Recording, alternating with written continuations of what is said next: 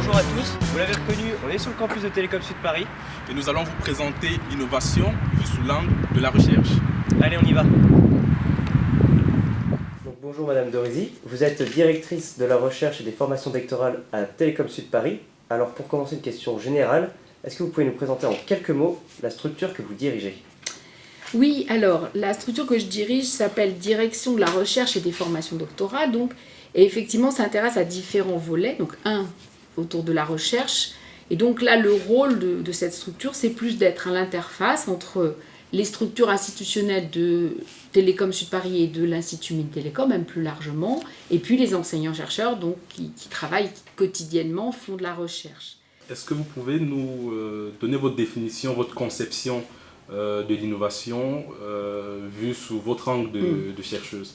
Oui, bien sûr. Alors, pour moi, il y a innovation à partir du moment où il y a un transfert de résultats de recherche qui peuvent être des résultats émergents, des résultats peu ou pas validés, en tout cas validés mais pas sur une échelle, on va dire, large. Donc, quand il y a transfert de ces résultats vers de l'applicatif. Donc là-dedans, il faut y aller en ayant l'impression qu'on va sortir quelque chose de monstrueux, voilà, très beau. Après, la deuxième partie, c'est effectivement de faire accepter, d'essayer de convaincre que ce qu'on voit qui est intéressant, ça peut intéresser d'autres personnes que soi, donc le jeu.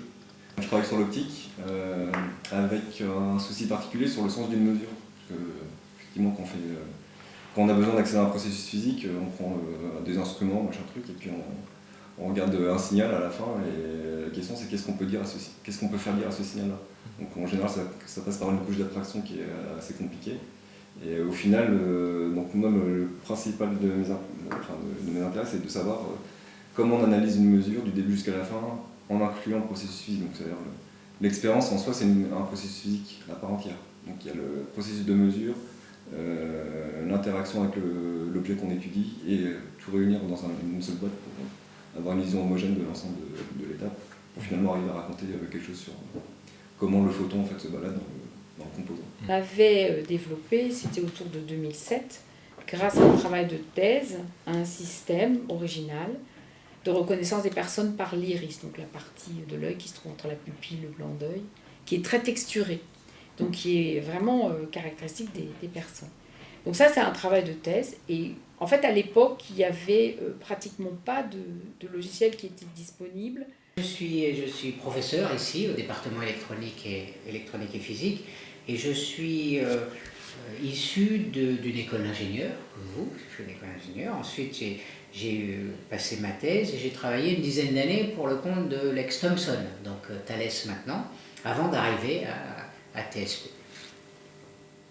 L'innovation, c'est le moteur même de la recherche, hein. C'est-à-dire que alors, l'innovation n'est pas forcément la révolution, hein. L'innovation c'est incrémental, on peut même faire de l'innovation en prenant des choses qui existent déjà, mais en les regardant sous un angle un petit peu différent, et ça suffit quelquefois à générer de l'innovation, parce que le regard qu'on porte sur les choses a aussi une importance non négligeable, mais en gros c'est la survie et c'est la recherche. L'innovation c'est la recherche. Est-ce que votre rôle n'est pas trop difficile à assumer de ce côté-là, puisque vous parlez de liberté pour chacun des chercheurs dans leur travail? Est-ce que votre rôle de gestion, de management de ce groupe de chercheurs n'est pas trop difficile à assumer dans ce sens-là, puisque en même temps ils doivent avoir de la liberté pour travailler, mais en même temps vous êtes aussi là pour faire qu'il y ait des choses qui soient réussies? C'est une très bonne question, effectivement. Je pense que c'est un poste qui est difficile à cause de ça, effectivement. Et je pense que moi, ce qui m'aide beaucoup, c'est d'être un chercheur aussi, d'avoir encadré pas mal de doctorants, d'avoir fait de la recherche et même de continuer à en faire. Parce que du coup, je connais bien le métier. D'abord, ça me donne aussi le fait que les gens me respectent, parce qu'ils considèrent que si je dis quelque chose, je ne le dis pas parce qu'on m'a dit de le dire, mais parce que ça correspond à du vécu. Déjà, ça aide bien. Et puis d'autre part, je pense qu'effectivement, mon objectif n'est pas de contraindre les gens, plutôt de m'appuyer aussi sur ce qu'ils font, sur ce qu'ils sont, et d'être plutôt dans une interaction, plutôt que dans un rôle très hiérarchique. Si je reviens sur la vision différente, effectivement, je prends le monde de la navigation, qui est celui dans lequel je travaille. Si vous regardez un petit peu les grands principes, ils existent depuis très très longtemps. Par contre, on les revisite sans arrêt. Et on revient en arrière. C'est-à-dire qu'on évolue d'une certaine façon, principalement parce que les techniques évoluent, les technologies évoluent, et donc ça nous permet de faire des mesures qu'on ne pouvait pas imaginer auparavant, et cette nouvelle façon de faire les mesures permet de revisiter le sujet. Seulement, petit à petit, on va toujours dans le même sens. On oublie d'où on vient, et on oublie qu'on peut voir les choses différemment. Et c'est là où l'innovation revient, avec un regard nouveau.